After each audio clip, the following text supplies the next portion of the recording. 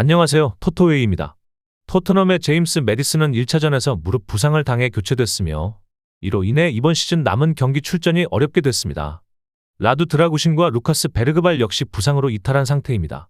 다만 안제 포스테코글루 감독은 도미닉 솔랑케와 손흥민이 목요일 경기에서 출전할 수 있기를 기대하고 있습니다. 만약 이들이 출전하지 못할 경우 히샤를리송과 브레넌 존슨과 함께 마티스텔 혹은 윌슨 오도베르가 공격진에 포함될 수 있습니다. 중원에서는 매디슨의 공백을 대한 쿨루셉스키가 메울 것으로 보이며 그는 로드리고 벤탄쿠르 그리고 이브 비수마나 파페 사르 중 한 명과 호흡을 맞출 전망입니다. 수비 라인은 1차전에서 출전했던 페드로 포로, 크리스티안 로메로, 미키 판더펜, 데스티니 우도지가 다시 한번 출전할 것으로 예상됩니다. 보드 글림트는 다니엘 바시가 다리 부상으로 계속해서 결장할 예정이지만 1차전에 징계로 결장했던 주장 파트릭 베르그, 하콘 에브엔, 안드레아스 헬메르센이 복귀하며 전력에 힘을 더할 것으로 보입니다. 베르그와 에브엔은 미드필드에서 울릭 살트네스와 함께 호흡을 맞출 것으로 예상되며 이에 따라 옌스 페터 하우게와 손드레 브륜스터드 페트는 선발에서 제외될 가능성이 있습니다. 헬메르센은 교체 멤버로 대기하면서 이번 대회 득점 공동 선두에 올라있는 카스페르 회그를 백업할 예정입니다. 오른쪽 측면 공격에서는 이삭 다비크 마하타가 계속해서 출전할지 혹은 하우게를 전진 배치해 회그와 올라 디드릭 블롬베르크와 함께 쓰리톱을 구성할지가 감독 크누센의 고민입니다. 수비진은 프레드릭 셔볼드, 빌라스 닐센, 요스테인 군데르센, 프레드릭 베르칸으로 구성된 기존의 사백이 그대로 유지될 전망입니다. 1차전에서 브레넌 존슨이 시작 38초 만에 선제골을 터뜨렸고 이후 매디슨과 솔랑케가 추가골을 기록하며 토트넘이 61분 만에 3점 차로 앞섰지만 울릭 살트네스가 만회골을 넣으며 희망을 이어갔습니다. 현재 토트넘은 프리미어리그 35경기 중 무려 19경기를 패하며 3연패 끝에 지난 주말 웨스트햄과 1대1로 비긴 뒤 16위에 머물러 있고 상위 10위권과도 14점 차가 나는 등 실망스러운 시즌을 보내고 있습니다. 토트넘은 최근 10번의 원정 경기에서 단 2승에 그치고 있으며 그중 한 경기는 프랑크푸르트를 상대로 한 1대0 승리였습니다. 토트넘은 2013년 11월 이후 처음으로 유럽 대항전 원정 2연승에 도전하게 되며 노르웨이 팀을 상대로는 이번 보드 글림트전 승리까지 포함해 100% 승률을 기록하고 있습니다. 참고로 유로파리그가 2009-10 시즌 개편 이후 홈 1차전에서 2골 이상 차로 앞선 팀이 다음 라운드에 진출하지 못한 경우는 92팀 중 단 9팀뿐이라는 통계도 토트넘에 힘을 실어주고 있습니다. 한편 보드 글림트는 노르웨이 축구 역사상 최초로 메이저 유럽대회 4강에 오른 팀으로 기록됐습니다.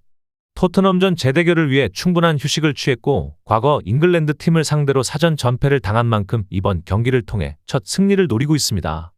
유로파리그에서는 최근 11번의 원정 경기 중 7번을 패했으며 2022-23 시즌 이후 원정 8경기 이상 치른 19개 팀 중 최저 승률 9%를 기록하고 있습니다. 하지만 홈에서는 전혀 다른 양상을 보이고 있으며 유로파리그 홈 경기 5연승 동안 무려 15골을 넣었습니다. 직전 경기에서는 라치오를 2대0으로 꺾은 뒤 승부차기 끝에 4강 진출에 성공하기도 했습니다. 더불어 모든 대회를 통틀어 홈 8연승 중이며 이번 시즌 노르웨이 리그에서도 개막 2연승을 3대0으로 장식했습니다.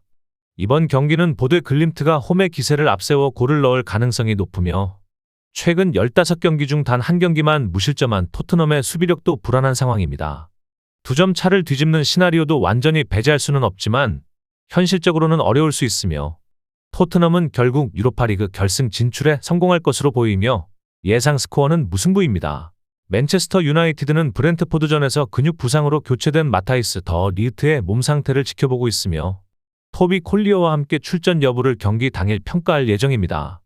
리산드로 마르티네스, 저크지, 디오고 달로, 에이든 헤브는 여전히 전력에서 이탈한 상태입니다. 시도 오비 마틴은 유로파리그 출전 자격이 없어 이번 경기에는 나설 수 없으며 라스무스 호일룬이 다시 최전방에 복귀하고 주장 브루노 페르난데스와 알레한드로 가르나초가 공격을 지원할 전망입니다.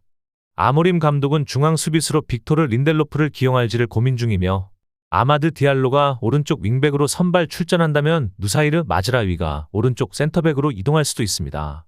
빌바오는 지난 1차전에서 퇴장당한 핵심 수비수 다니 비비안이 이번 경기 징계로 결장하며 아이토르 파레데스가 예라이 알바레즈와 함께 센터백 조합을 이룰 것으로 보입니다. 발베르데 감독은 1차전에서 햄스트링 부상으로 결장한 오이안 산세트와 주포 니코 윌리엄스, 베테랑 측면 수비수 오스카 데 마르코스의 몸 상태를 지켜보겠다고 밝혔으며 니코 윌리엄스와 산세트가 모두 결장할 경우 동생 이나키 윌리엄스와 알렉스 베렌게르가 측면에서 나서고 우나이 고메스가 열번 역할로 배치될 가능성이 높으며 최전방은 마로안 산나디 또는 고르카 구르세타가 맡을 것으로 보입니다. 오른쪽 수비수 자리에는데 마르코스가 복귀하지 못할 경우 안도니 고로사벨이 출전할 전망입니다. 메뉴는 1차전에서 페르난데스의 멀티골과 카세미루의 득점으로 전반에만 3골을 몰아치며 산마메스에서 3대0 완승을 거두며 10명으로 싸운 빌바오에 충격을 안겼고 이번 시즌 유로파리그에서 8승 5무로 무패 행진을 이어가고 있는 가운데 2018-19 시즌 첼시에 이어 두 번째로 전 경기를 패배 없이 결승에 오를 수 있는 잉글랜드 클럽이 될 가능성이 생겼습니다.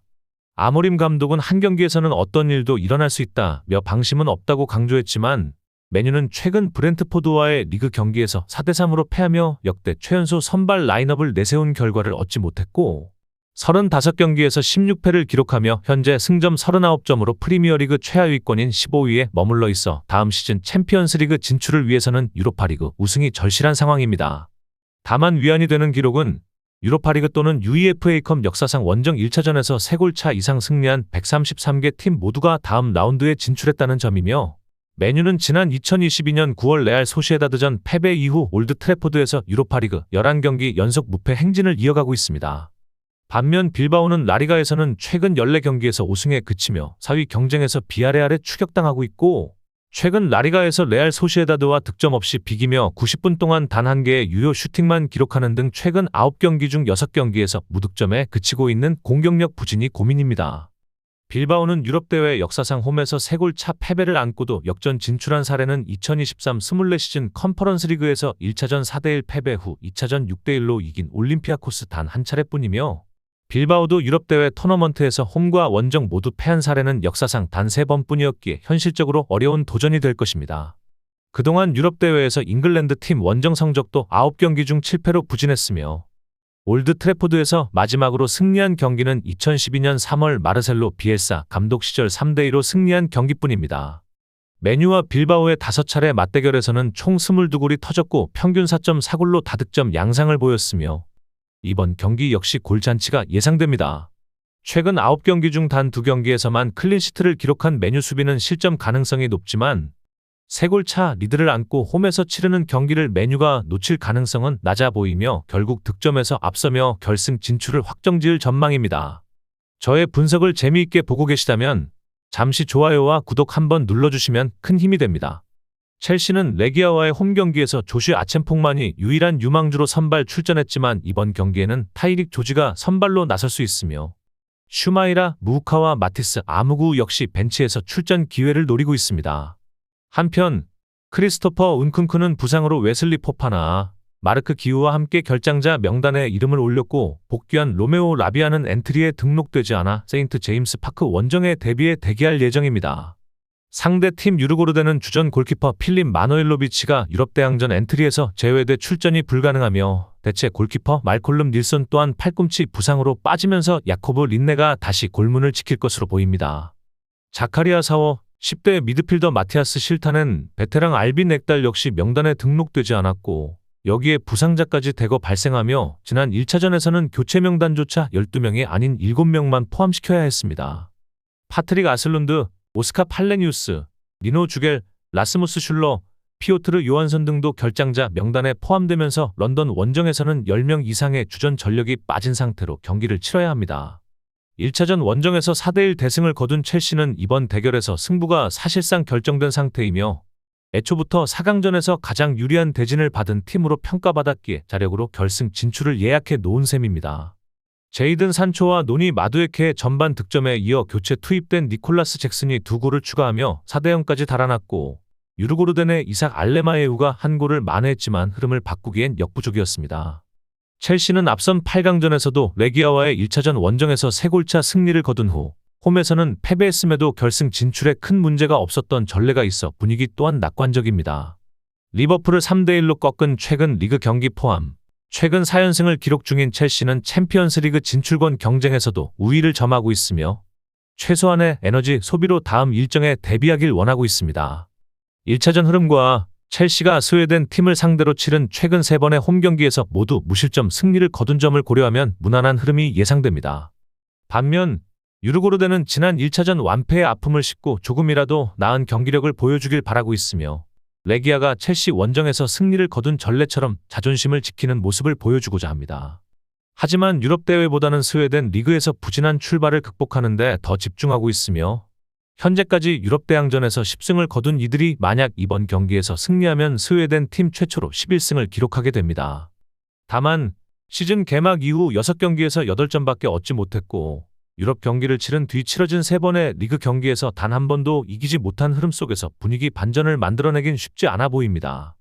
피오렌티나의 감독 라파엘레 팔라디노는 이번에도 컨퍼런스 리그 일정을 고려해 리그 경기에서 로테이션을 가동했으며 특히 팀의 최다 득점자 모이스킨을 복귀시키고 징계로 출전하지 못하는 주장 루카 라니에리 대신 파블로 마리를 기용해 로마전에 나섰지만 마리는 유럽 대회 명단에서 제외됐기 때문에 이번 2차전에서는 다시 라니에리가 백스리 라인의 중심으로 복귀할 전망입니다. 로마 원정에서 킹과 함께 선발 출전했던 니콜로 자니올로는 경기 종료 후 퇴장당했기에 이번 경기에서는 알베르트 구드문드손이나 루카스 벨트란이 킹과 투톱을 이룰 것으로 보입니다. 오른쪽 윙백 도도가 맹장염에서 완쾌해 선발 출전 가능성이 있고 다닐로 카탈디는 지난 1차전에서 허벅지 부상을 입어 유일한 부상 변수로 남아 있습니다. 베티스는 1차전에서 예상을 깨고 헤수스 로드리게스 대신 모로코 출신 윙어 앞대 에잘줄리를 선발 기용했는데 그의 활약에 힘입어 이번 2차전에서도 선발 출전이 유력합니다. 최전방에는 세드릭 바캄부와 이스코가 경쟁 중이고 에스파뇰전까지 포함해 이스코는 올 시즌 11골 8도움, 앤서니는 메뉴에서 이적한 이후 7골 4도움을 기록 중입니다. 베티스는 치미 아빌라, 마르크 로카, 디에고 요렌테를 부상으로 잃은 상황입니다. 1차전 원정 경기에서 피오렌티나는 6분 만에 실점하고 후반 60분이 넘어서 두 번째 실점을 허용했지만 주장 라니에리가 골을 넣으며 2대1로 간신히 따라붙었고 덕분에 결승 진출 가능성을 남겨두었습니다. 지난 2시즌 연속 웨스트햄과 올림피아코스에게 결승에서 패한 피오렌티나는 이번에도 결승행을 노리고 있지만 UEFA 대회에서 스페인 팀 상대로 5경기째 승리가 없다는 점이 발목을 잡고 있습니다. 게다가 로마전 0대1 패배로 리그 상위권 도전도 사실상 끝났기에 이번 2차전에 전력을 쏟을 수밖에 없는 입장입니다. 반면 레알 베티스는 최근 전 대회를 포함해 15경기 중 1패만 기록하며 흐름이 매우 좋고 에스파뇰전에서는 후반 막판 2골을 넣어 2대1 역전승을 거두며 챔피언스리그 진출 희망도 이어가고 있습니다. 현재 라리가 6위로 5위권과 승점 1점 차를 유지하고 있으며 이번 컨퍼런스리그 결승 진출에도 한 발 다가선 상태입니다. 조별리그에서는 15위로 마감했지만 이후 겐트, 비토리아 기마랑이스, 야기엘로니아를 차례로 꺾고 여기까지 올라왔습니다.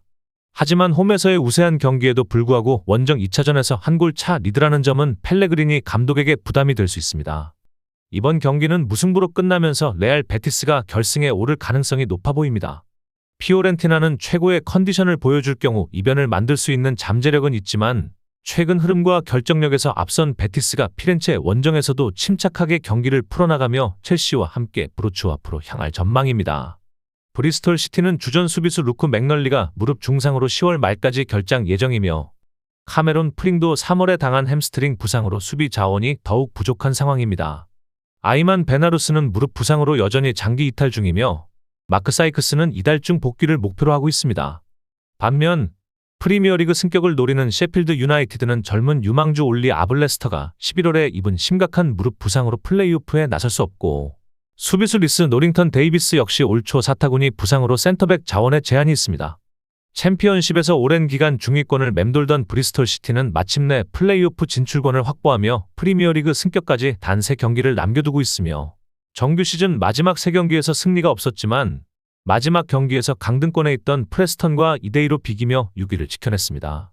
당시 경기에서는 프레스턴이 에밀리스 야콥센과 밀루틴 오스마이치의 연속골로 앞서갔지만 브리스톨 시티의 스코틀랜드 윙백 로스 맥크로리가 멋진 멀티골을 터뜨리며 승부를 원점으로 돌렸습니다.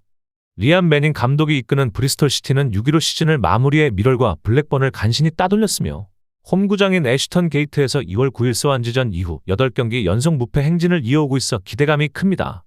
한편 정규 시즌을 브리스톨 시티보다 22점 앞선 3위로 마친 셰필드 유나이티드는 그러나 정작 플레이오프에서는 같은 출발선에서 시작하며 크리스 와일더 감독은 4팀 중 최고라는 것을 다시 증명해야 한다고 강조했습니다.